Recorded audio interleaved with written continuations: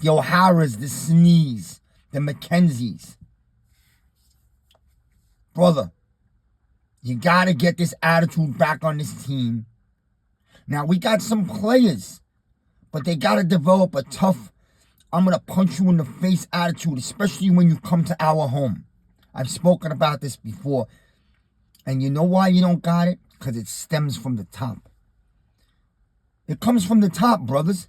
Attitude comes from the head coach, the defensive coach, even the GM. You got a GM who's a preppy. Listen, I got no doubt in Joe Schoen is a smart guy. Whether people are happy with the moves he's made or not, he's a smart man. And he's young, so he made a few mistakes, and he'll learn from it. I kind of like the guy.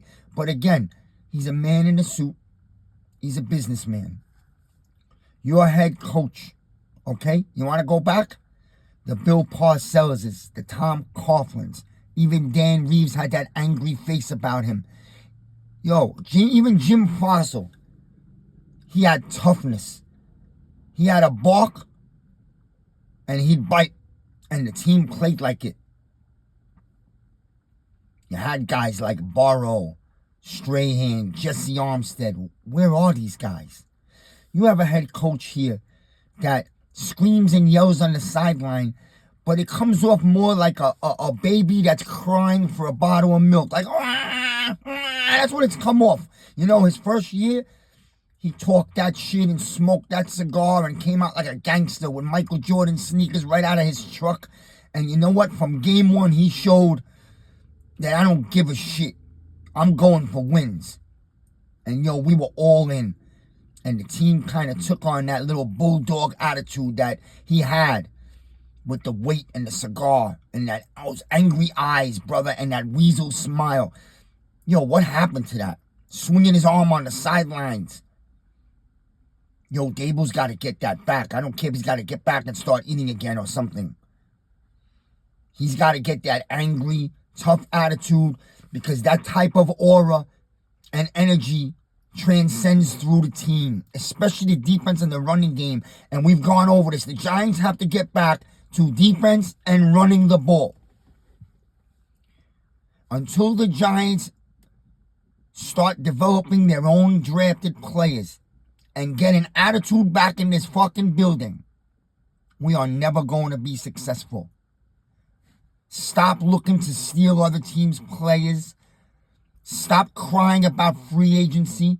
Draft and develop your own. You can't tell me that you draft these high number players in the drafts and they don't pan out. No, you're not coaching and developing, and we're definitely not implementing that angry physical attitude that we knew as the Giants growing up. And then you watch these players leave and go to other places, and then they become big-time players. What's up with that? That proves even more that there's a problem with development and there is an attitude issue.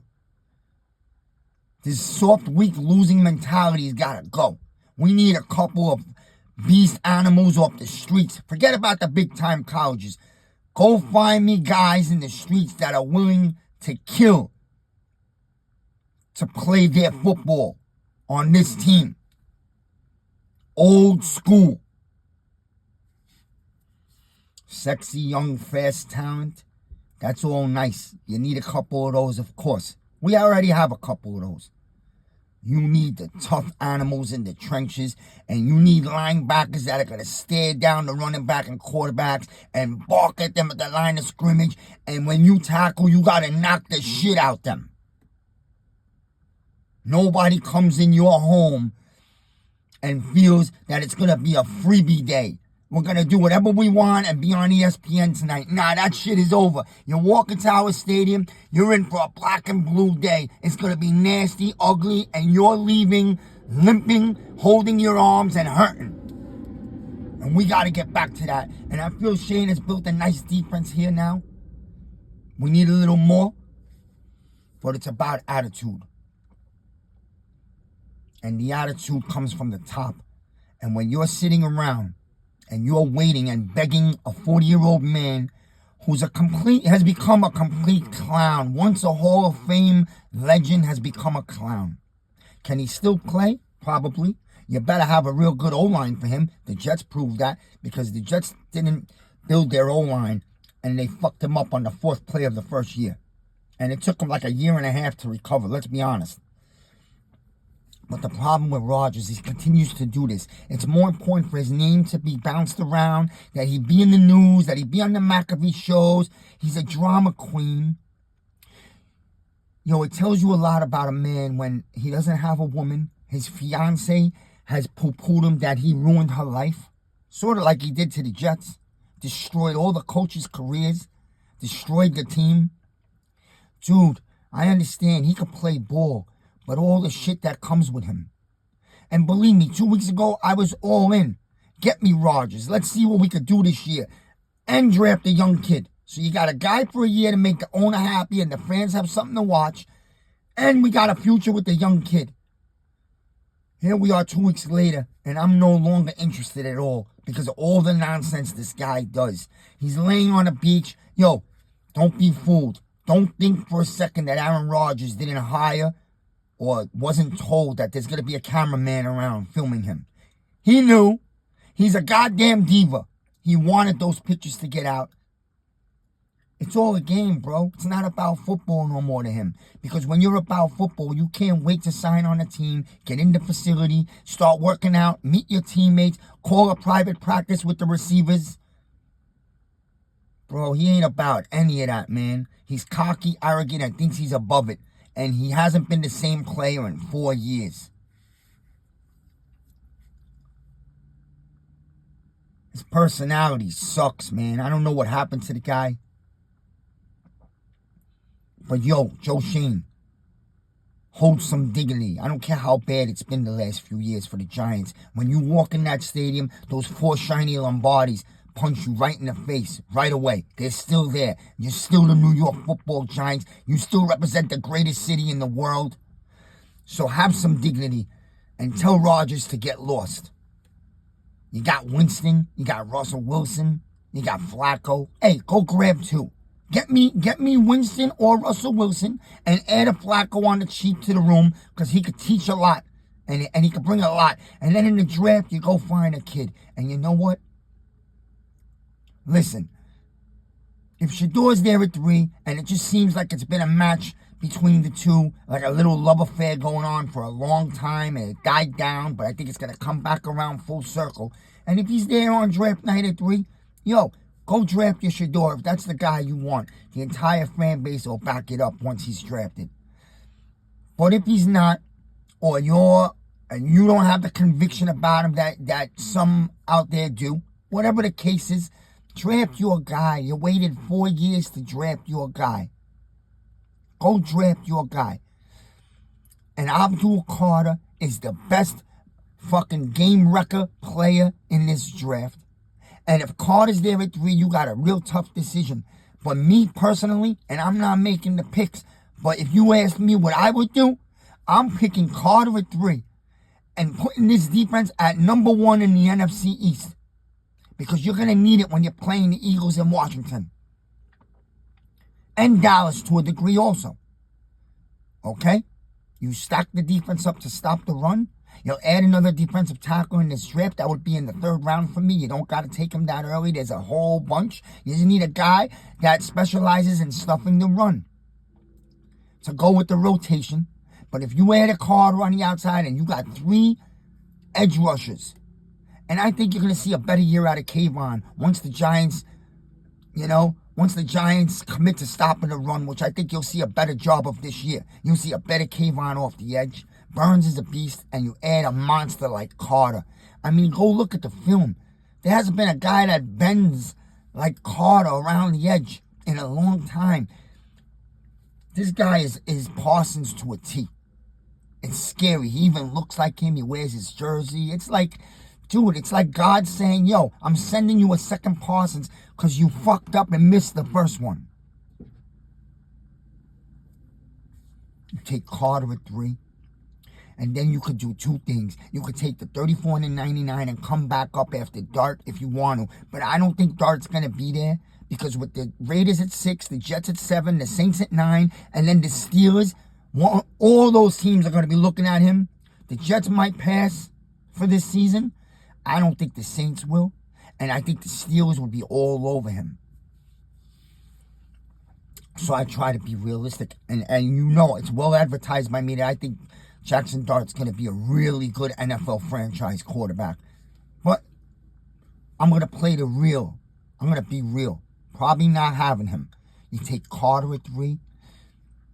You may gamble and wait for 34. I don't know if I would. Some people are not high on this guy, but I believe he's going to be a really good RPO, a la Ravens type of offense the Giants can build in the NFC East, which is get back to running the ball real strong with 2 running backs, and your quarterback can run the RPO just as good as anyone in the league, and that's Milroe. If you feel someone's after Milroe, if Dart is gone and the Steelers are eyeing Milroe, you try to come up. You trade your 99 and your 34. You come up and you grab Milroe because you can't come away this draft without the quarterback. And I believe he's the guy for Dable. The perfect quarterback to run Dable's offense, which Dable has been foaming in the mouth for 3 years to do. And hasn't had the guy. He made the first year work somehow. I don't know. And that showed me a lot about him. So let him get his guy. You go get Milroe. If you think he'll be there at 34, great. You don't have to give up picks. Then in the 3rd round, you could get a DT or an offensive lineman. And then maybe at 99, you get a running back. I'd love Scabo from Arizona. I would love to have that guy. I don't even know if I'm saying his name right. Scatibo or whatever. Why? Because he's a bull, he's an animal, and we need a guy that's going to be able to carry 2 guys on a 3rd and 2 and get the first, and he can do a lot more than that. He receives real well. And you add him with Tracy, and now you got a little thunder and lightning going like back in the days.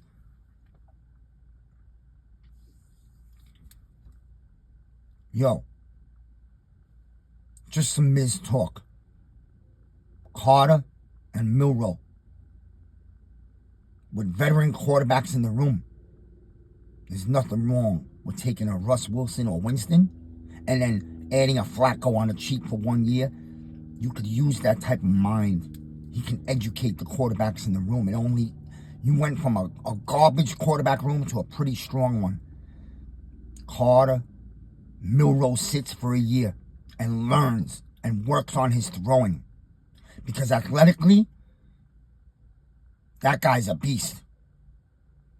The type of running style football that Dable wants to run with Neighbors. You got Tio at tight end. You got Robinson. You got Slayton. You're good. You could possess the ball, time of possession, which would keep the offenses in the NFC East off the field.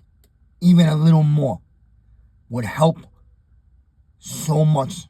It would be so dramatic. And with the defense we have, I'm not telling you we're going big places the first year. But I don't see why the Giants couldn't be 500. 8-9 wins. And then your trajectory is north. Going into 26. Where you have a ton of money. Another big draft. The Giants are finally, for the first time in years, you actually would have a real direction. You could poo-poo Milroe. He's not a great thrower, blah, blah, blah. I've seen quarterbacks get better. That's what coaching is for. A lot of you say you don't believe in Dable. I still do. I'm going to give him his opportunity with his guy. Let him have a young quarterback. You get a beast like Carter at 3, and you get Milroe later. Whatever happens after that is cherry on a cake. It'll come together. That's a home run draft. Miz in the midday.